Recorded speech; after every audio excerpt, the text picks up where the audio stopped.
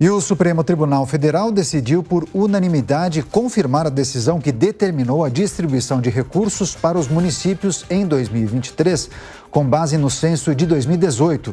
Vamos acompanhar com a Berenice Leite.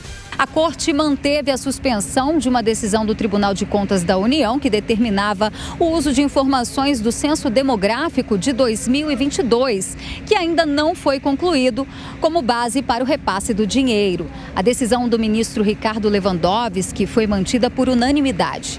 No final do ano passado, o TCU informou que usaria as informações populacionais coletadas pelo censo do IBGE para calcular os valores a serem enviados a cada cidade com base na quantidade de habitantes. Mas a Confederação dos Municípios recorreu à Justiça pedindo a revisão.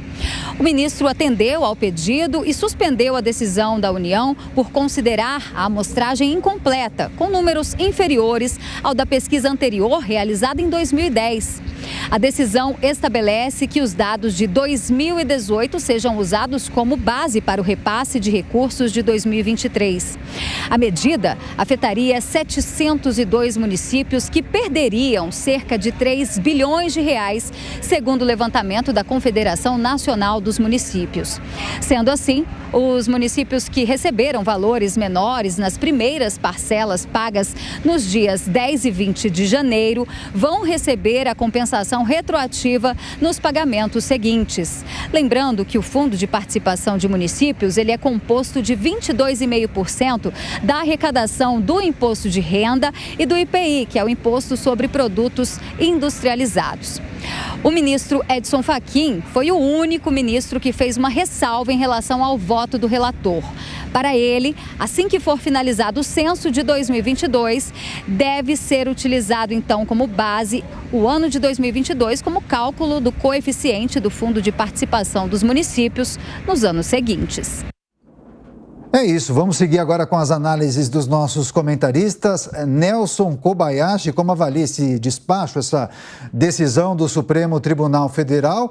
Entende que a utilização dos dados de 2018 pode apontar algum tipo de distorção, já que pode haver defasagem em relação às informações?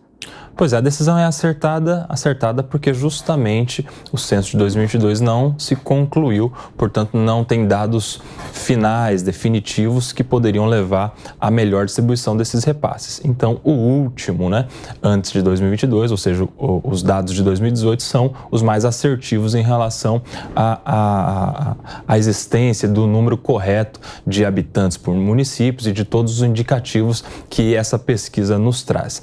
Mas vale muito a ressalva feita pelo voto do ministro Edson Fachin de considerar, a partir do encerramento das pesquisas do censo de 2022, os dados de 2022, sob pena da gente tornar inútil toda uma mobilização que custa dinheiro público, que foi o censo, a pesquisa iniciada em 2022 e que até o momento não se concluiu efetivamente.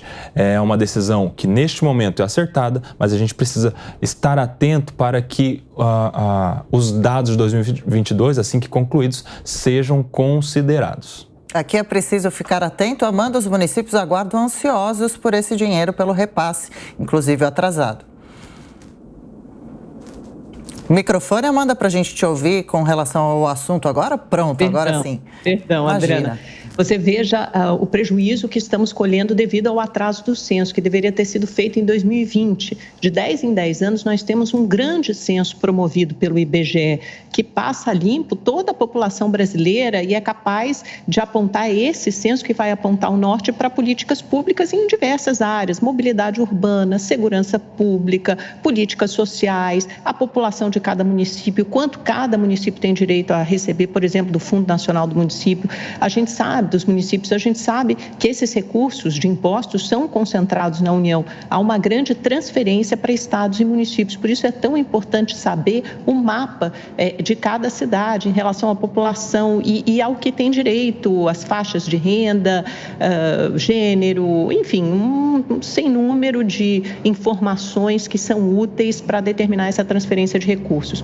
tivemos atraso por causa da pandemia, depois tivemos atraso novamente no ano subsequente, 2021, por falta de recursos. O governo federal de então não priorizou o censo da população e aí estamos navegando sem instrumentos, estamos navegando num território completamente escuro, tateando a realidade. Nós não sabemos a realidade da população brasileira, essa é a grande verdade. Então, usamos informações atrasadas e incompletas de 2018, quando já deveríamos estar usando as novas informações há 2 anos, porque esse censo deveria ter sido concluído em 2020. Em 2022, começou o censo finalmente, mas tivemos um problema, inclusive, de contratação de recenseadores, de novo, por falta de recursos, por eles serem mal remunerados, a dificuldade em encontrar esses recenseadores, a negativa de uma parte da população em responder as perguntas. É importante que todo mundo contribua, que todo mundo responda ao recenseador do IBGE quando ele bater a sua porta, porque disso depende um desenho adequado das políticas públicas para que esses recursos cheguem na ponta, cheguem à população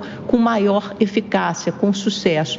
E, assim, aguardamos ainda, enfim, que esse censo seja completado e que essas informações possam ser corretamente divulgadas para a população e usadas pelo poder público.